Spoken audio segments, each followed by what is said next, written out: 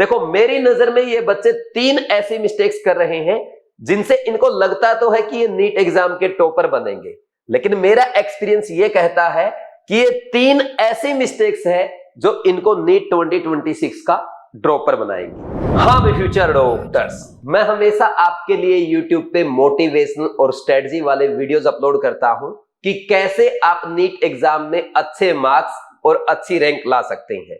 लेकिन आज का वीडियो थोड़ा डिफरेंट है, जिसका टाइटल है नीट 2026 में इन बच्चों का नहीं होगा सिलेक्शन। कहीं इनमें से आप भी तो नहीं है? जानने के लिए पूरा वीडियो जरूर देखें। तो स्टार्ट करते हैं आज का वीडियो और जानते हैं क्यों नहीं होगा इन बच्चों का सिलेक्शन। देखो मेरी नजर में ये बच्चे 3 ऐसी मिस्टेक्स कर रहे हैं जिनसे इनको लगता तो है कि ये नीट एग्जाम के टॉपर बनेंगे, लेकिन मेरा एक्सपीरियंस ये कहता है कि ये 3 ऐसी मिस्टेक्स है जो इनको नीट 2026 का ड्रॉपर बनाएंगी। इन 3 मिस्टेक्स को मैं आपको डिटेल में बताने जा रहा हूं और आपको ये मिस्टेक नहीं करनी है ताकि आप नीट 2026 में अच्छे मार्क्स, अच्छी रैंक के साथ अपने ड्रीम कॉलेज में जाएं। तो 1 बाय 1 स्टार्ट करते हैं। सबसे पहला मिस्टेक, देखो हम सब अच्छे से जानते हैं नीट 2025 एग्जाम नीट इतिहास का टफेस्ट एग्जाम रहा है और नीट 2025 के टफनेस लेवल को देखते हुए मैक्सिमम स्टूडेंट्स ने जेईई एडवांस लेवल की प्रिपरेशन स्टार्ट कर दी है, जिसके लिए मेनली रिस्पॉन्सिबल है वो ऑफलाइन या ऑनलाइन कोचिंग इंस्टीट्यूट्स जिन्होंने अपने नीट स्टूडेंट्स को आईआईटी एडवांस या जेईई मेंस के टीचर से फिजिक्स और केमिस्ट्री पढ़ाना स्टार्ट कर दिया है। और इन स्टूडेंट्स को भी अच्छा लग रहा है कि अब तो मैं आईआईटी के टीचर से फिजिक्स और केमिस्ट्री पढ़ रहा हूं, डेफिनेटली मैं नीट एग्जाम में अच्छे मार्क्स लाऊंगा और टॉप रैंक के साथ एम्स दिल्ली जैसे कॉलेज में जाऊंगा। देखो इसमें कोई डाउट नहीं है, जो आपके आईआईटी के टीचर हैं वो अपने सब्जेक्ट के बहुत ही अच्छे टीचर हैं, उनको इन डेप्थ नॉलेज है, लेकिन वो एक जगह मार खा जाते हैं एक्सपीरियंस में। उनको नीट एग्जाम का कोई टीचिंग एक्सपीरियंस नहीं है कि नीट एग्जाम में किस लेवल के क्वेश्चन पूछे जाते हैं, और वो जब आपको नीट के लिए पढ़ाएंगे तो आपको ऐसा नहीं सिखा पाएंगे कि इस बार देखो नीट 2026 में इस टॉपिक से क्वेश्चन आ सकता है, यहां से पहले एग्जामिनर इजी क्वेश्चन पूछता था, इस बार टफ आ सकता है, कौन से टॉपिक से इजी आ सकता है। जैसे हमेशा मैं आपको ड्रीम बैच में सिखाता हूं, देखो इस बार ये क्वेश्चन आपके एनसीईआरटी से एज इट इज पूछा जाएगा। कई पॉइंट्स में मैं आपको डीआर लिखवाता हूं, डॉक्टर और आपका नेम लिखवाता हूं और बोलता हूं देखो यहां से क्वेश्चन एज इट इज आएगा। और बहुत सारे स्टूडेंट्स बोलते हैं सर जब भी आप बोर्ड पे येलो कलर का पेन यूज करते हैं तो उन्हीं पॉइंट से पूरा पेपर आता है। क्यों? क्योंकि मेरा 10 सालों का नीट पढ़ाने का टीचिंग एक्सपीरियंस है। ठीक वैसे ही इन टीचर्स का भी जेईई मेंस का और आईआईटी का एक्सपीरियंस है। ये जेईई मेंस में और आईआईटी एडवांस में बता सकते हैं कि जेईई मेंस में 2026 में कौन सा क्वेश्चन पूछा जाएगा, आईआईटी एडवांस में किस टॉपिक का वेटेज ज्यादा हो सकता है, लेकिन ये नीट में इसका इनको कोई एक्सपीरियंस नहीं है। तो इसका नुकसान अगर भुगतना पड़ेगा वो सिर्फ और सिर्फ आप जैसे स्टूडेंट्स को। दूसरा, जब स्टूडेंट ये टीचर आपको पढ़ाते हैं, देखो जेईई मेंस में क्या है, आपने देखा होगा एनसीईआरटी के यूजीसी से भी क्वेश्चन पूछ लिया जाता है। ऐसे ऐसे थियोरेटिकल पॉइंट पूछ लिए जाते हैं जो किसी ने सोचा भी नहीं था। और वहीं आईआईटी एडवांस में आपका जो इंटीग्रेशन है, डिफरेंशिएशन है, उसका भी केमिस्ट्री में यूज किया जाता है, जबकि ऐसा नीट लेवल में नहीं है। तो जेईई मेंस और आईआईटी एडवांस के टीचर आपको एक्स्ट्रा ऐसी चीजें भी पढ़ाएंगे जो नीट में किसी के काम की नहीं है, जिसके कारण आपका टाइम वेस्ट होगा। और टाइम वेस्ट क्या होगा, जो चैप्टर आपका, जो टॉपिक आपका 8 घंटे में हो जाना चाहिए उसमें आपके 10 से 12 घंटे लगेंगे। और किसी टॉपिक में अगर आप एक्स्ट्रा टाइम लगाएंगे, ऐसा तो नहीं है ना कि हमारे पास इस साल 26 घंटे 28 घंटे का टाइम होगा, तो टाइम एक्स्ट्रा लगेगा तो सिलेबस लंबा खींचेगा, सिलेबस लंबा खींचेगा, रिवीजन के लिए कम टाइम बचेगा, और रिवीजन के लिए जिसके पास कम टाइम होता है कभी भी वो अच्छे मार्क्स नहीं ला पाता है। तो ये भी आपके सिलेक्शन को पीछे करेगा। और एक और मोस्ट इंपॉर्टेंट रीजन है, देखो जब आप आईआईटी एडवांस लेवल के टीचर से पढ़ेंगे तो आप क्वेश्चन भी एडवांस लेवल का करेंगे, जो कि लेंथी भी होते हैं और टफ भी होते हैं। और जब आपको टफ और लेंथी क्वेश्चन सोल्व करने की आदत लग जाती है, फिर आपको पेपर में मिलेंगे इजी क्वेश्चन, क्योंकि नीट का तो पैटर्न है 180 क्वेश्चन इन 180 मिनट। और जब वहां इजी क्वेश्चन आपको मैक्सिमम नजर आएंगे तो आपको लगेगा यार कुछ तो लोचा है, इतना इजी पेपर नहीं आ सकता। जब हमारे टीचर ने हमें इतने अच्छे लेवल का पढ़ाया है, बोला भी था कि नीट 2025 से भी नीट 2026 का पेपर टफ आने वाला है, और ये तो बिल्कुल इजी क्वेश्चन है, 1 सेकंड में हो जाता है। फिर आप क्या करेंगे, दोबारा से उस क्वेश्चन को रीथॉट देंगे, थोड़ा एक्स्ट्रा एफर्ट लगाएंगे, और फिर उसमें आप कंफ्यूज होकर के उसका ऑप्शन चेंज कराए जाएंगे और आपका नेगेटिव हो जाएगा। ऐसा पहले भी आपने एक्सपीरियंस किया होगा कि इजी और आते हुए क्वेश्चन आप सोल्व नहीं कर पाते। उसका कारण जानते हो क्या है? क्योंकि कोचिंग वाले आपको टफ और फालतू का और एक्स्ट्रा पढ़ाते हैं। तो इस बार तो आप आईआईटी एडवांस और जेईई मेंस का पढ़ने वाले हैं, तो यहां पे एक भारी नुकसान आपको हो सकता है, जिसके कारण आपका सिलेक्शन रुक सकता है। लेकिन मैं नहीं चाहता कि किसी भी बच्चे का सिलेक्शन रुके। तो सर हमें क्या करना चाहिए? देखो, इसमें कोई डाउट नहीं है कि नीट एग्जाम का लेवल अब बढ़ चुका है। अगर हम लॉलीपॉप क्वेश्चन प्रैक्टिस करेंगे, इजी पढ़ेंगे, उससे काम नहीं चलेगा। हमें नीट के लिए बेसिक से स्टार्ट करके अच्छे लेवल की तैयारी करनी होगी, उसके लिए अच्छे क्वेश्चन प्रैक्टिस करने होंगे, और आपको करने भी चाहिए, लेकिन आईआईटी एडवांस लेवल के नहीं। आप ज्यादा से ज्यादा क्वेश्चन अगर प्रैक्टिस करना चाहते हैं तो जेईई मेंस के पिछले 4-5 साल के जो क्वेश्चन है, एक बार वो सोल्व करके जाएं, that will be more than enough.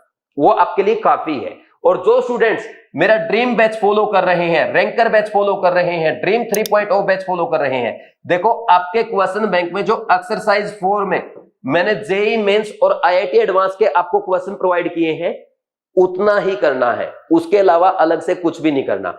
क्योंकि एक्सरसाइज 4 में आपको जेईई मेंस और आईआईटी एडवांस के वो सिलेक्टेड क्वेश्चन दिए गए हैं जो नीट एग्जाम में पूछे जाने की प्रोबेबिलिटी है। इससे अलग हमें कुछ करने की जरूरत नहीं है। और ड्रीम बैच में जहां पे मैं आपको बोल देता हूं कि ये आउट ऑफ एनसीईआरटी है, ये अलग से पढ़ने की जरूरत नहीं है। या कई बार आपने देखा होगा, मैं ऐसे भी लिखता हूं, देखो आउट ऑफ एनसीईआरटी जरूर है, लेकिन यहां से कई बार एग्जाम में क्वेश्चन पूछा जाता है। तो आपको सिर्फ वो टॉपिक करने हैं जहां पे मैं बोलता हूं कि ये एग्जाम के लिए इंपॉर्टेंट है। कहीं भी मैंने लिखा कि ये नीट में नहीं आएगा, उन टॉपिक को आप बिल्कुल छोड़ देंगे। ड्रीम बैच में जो मैं आपको करा रहा हूं उतना आपके लिए काफी है। अब ऐसे स्टूडेंट्स जो इस प्रॉब्लम से बचना चाहते हैं और ड्रीम 3.0 बैच में मुझे फॉलो करना चाहते हैं, देखो ड्रीम 3.0 बैच मैंने अभी अगस्त में आपके लिए लॉन्च किया है, ज्यादा टाइम नहीं हुआ है। ये बहुत ही अच्छा बैच है, ये आपके लिए गोल्डन अपॉर्चुनिटी है। आज ही आप डिवाइस क्लासेस ऐप डाउनलोड करके साइन अप करें, कोर्सेज में जाएं, ड्रीम 3.0 बैच पे क्लिक करें और पेमेंट करने से पहले ड्रीम प्रोमो कोड अप्लाई करना ना भूलें। अगर आपको कोई प्रॉब्लम आता है या ज्वाइन करने से पहले मेरे से बात करनी है, 9429693672 इस नंबर पे कॉल करके बात भी कर सकते हैं। अब बढ़ते हैं हम सेकंड मिस्टेक की तरफ। सेकंड और मेजर मिस्टेक क्या है? देखो, जब नीट 2025 का पेपर आया, सबने एनालिसिस किया, सब लोग क्या बोल रहे थे कि पेपर इस बार आउट ऑफ एनसीईआरटी आया है। नो डाउट फिजिक्स, केमिस्ट्री और बायोलॉजी तीनों सब्जेक्ट में कुछ क्वेश्चन आउट ऑफ एनसीईआरटी पूछे गए थे। अब इसके कारण हो क्या रहा है, बच्चों ने एनसीईआरटी को इग्नोर करना ही स्टार्ट कर दिया है। इवन कुछ स्टूडेंट्स तो एनसीईआरटी पे ध्यान ही नहीं देते, जो पढ़ रहे हैं आउट ऑफ एनसीईआरटी पढ़ रहे हैं, टफ पढ़ रहे हैं, फालतू का पढ़ रहे हैं। और कुछ स्टूडेंट्स ने तो एनसीईआरटी को भूल करके सिर्फ मॉड्यूल पे ही अपना ध्यान लगा दिया है। लेकिन एक बात मेरी याद रखना, पेपर 95% एनसीईआरटी से ही आया था और एनसीईआरटी से ही आएगा। 5 या 6 क्वेश्चन आपके बायोलॉजी में ऐसे थे जो आउट ऑफ एनसीईआरटी थे, 2 से 3 क्वेश्चन केमिस्ट्री में थे और 7 से 8 क्वेश्चन आपके फिजिक्स में ऐसे होंगे जो आपको लग सकता है कि ये आउट ऑफ एनसीईआरटी थे या आपकी पहुंच से बाहर थे। यानी मुश्किल से 14-15 क्वेश्चन अगर उनको हटा दिया जाए, आपका पूरा पेपर एनसीईआरटी से है। देखो, मैं आपको एक सिंपल कैलकुलेशन बताता हूं। इससे पहले 2016 में एक बार नीट का एग्जाम में आउट ऑफ एनसीईआरटी पे क्वेश्चन पूछे गए थे और सबसे ज्यादा out of NCERT question NEET 2016 में ही आए थे। उसके बाद कभी भी आउट ऑफ एनसीईआरटी नहीं आया। एक आध क्वेश्चन आ गया, उसकी अलग बात है, लेकिन नीट 2025 में थोड़ा सा ज्यादा आउट ऑफ एनसीईआरटी आया, जिसमें 10, 12, 13, 14 क्वेश्चन आउट ऑफ एनसीईआरटी आए हैं। तो देखो, 2016 के बाद 25 में कुछ क्वेश्चन, नामात्र क्वेश्चन आउट ऑफ एनसीईआरटी आए हैं और आप बोल रहे हैं 2026 में आउट ऑफ एनसीईआरटी आएगा। क्या आप अपने पैर पे कुल्हाड़ी मारने तो नहीं जा रहे? तो ये मिस्टेक भी आप ना करें। पेपर आउट ऑफ एनसीईआरटी नहीं आने वाला, एनसीईआरटी बेस्ड ही आएगा और इस बार भी 95% से ज्यादा पेपर तो एनसीईआरटी बेस्ड ही होगा। अब जो आप बोलते हैं ना आउट ऑफ एनसीईआरटी, वो आउट ऑफ एनसीईआरटी नहीं होता। वो क्वेश्चन फ्रेम किए जाते हैं एनसीईआरटी के इन टेक्स्ट एग्जांपल, इन टेक्स्ट क्वेश्चन, एक्सरसाइज के इंपॉर्टेंट क्वेश्चन और आपके एनसीईआरटी एग्जामिनर के क्वेश्चन से, जिनको आप एनसीईआरटी पढ़ते टाइम इग्नोर करते हो। तो एनसीईआरटी और एनसीईआरटी एग्जामिनर अगर आपने पूरा कर लिया, आपका लगभग 100% पेपर आपको एनसीईआरटी से लगेगा। और ये सारी चीजें आपकी कवर कराई गई है मेरे in handwritten PDF notes में, जो कि अब आपके लिए अमेजन और फ्लिपकार्ट पे हार्ड कॉपी के फॉर्म में अवेलेबल है। इन नोट्स की सबसे खास बात क्या है, ये प्योर एनसीईआरटी बेस्ड है। एनसीईआरटी की ऐसी लाइंस जो असर्शन, रीजन या स्टेटमेंट के फॉर्म में आपसे एज इट इज पूछी जा सकती है, वो सारी इन नोट्स में ब्लू कलर से लिखी गई है। और जो point as it is NEET 2026 में आ सकते हैं, उन पे मैंने डीआर पॉइंट लिखवा रखा है, डीआर लिखवा रखा है, और डैश डैश डॉक्टर और अपना नेम लिख लो। वो सारे इंपॉर्टेंट पॉइंट है जो नीट 2026 एग्जाम में आ सकते हैं। इससे भी बड़ी बात यह है, कुछ टॉपिक या कुछ पॉइंट्स ऐसे होते हैं जो हमें आउट ऑफ एनसीईआरटी भी टच करने पड़ते हैं, तो वो टॉपिक भी इसमें कवर कराए गए हैं, लेकिन उन पे साफ लिखा गया है out of syllabus, out of NCERT. तो ऐसे पॉइंट्स को आप लास्ट टाइम पे रिवीजन के टाइम पे इग्नोर कर सकते हैं। तो ये नोट्स आज ही आप अमेजन या फ्लिपकार्ट से मंगवा सकते हैं, इनका लिंक भी आपको डिस्क्रिप्शन में मिल जाएगा। इन नोट्स को अगर आप पूरा फॉलो करते हैं तो आपको ना तो एनसीईआरटी पढ़ने की जरूरत पड़ेगी, ना अलग से एनसीईआरटी एग्जामिनर करने की जरूरत पड़ेगी। इसमें सब कुछ अच्छे से कवर्ड है। नेक्स्ट है थर्ड एंड मेजर मिस्टेक। देखो, मैक्सिमम स्टूडेंट ने देखा कि नीट 2025 में फिजिक्स सबसे टफ आया था, इसलिए सारे बच्चे फिजिक्स को एक्स्ट्रा टाइम दे रहे हैं और फिजिक्स में बहुत ज्यादा पढ़ रहे हैं। इवन कुछ स्टूडेंट्स तो ऐसे हैं 7 to 8 आवर्स देते हैं फिजिक्स को और 4 to 5 आवर्स देते हैं बायो एंड केमिस्ट्री को। भाई आप एक सिंपल सी बात बताओ, फिजिक्स का वेटेज कितना है? 180 मार्क्स का ना, यानी 25%।